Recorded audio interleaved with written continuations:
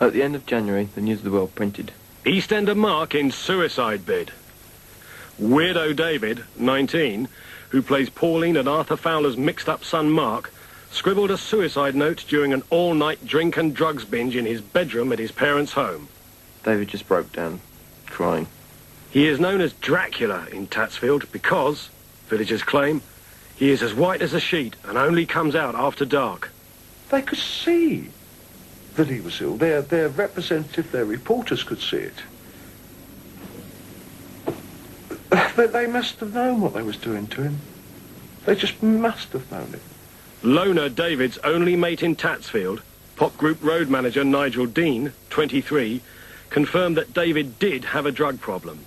Nigel said, "He was into coke quite badly last year, but he's dragged himself out a bit." When Nigel Dean read the News of the World, he immediately wrote this letter to David. Dear David, I thought you should know that I did not say anything that is reported to have been said by me.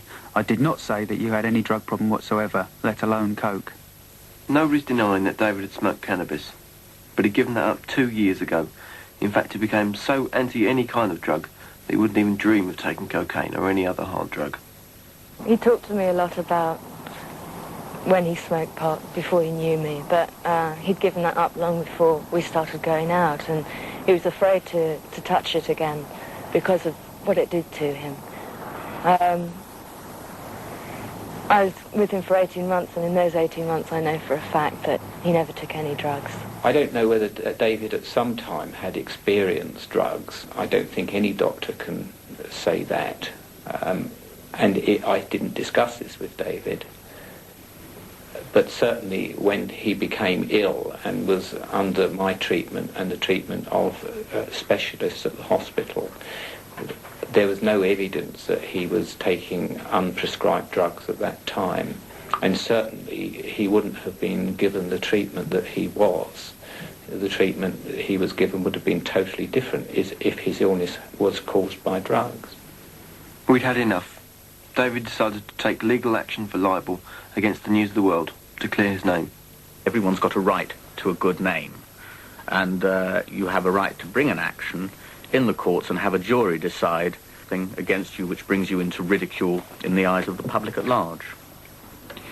In a case like this, it's for a jury to decide who's telling the truth. It's a little bit like a trial of a criminal case. And I have taken statements from as many people as possible who were quoted in the press articles.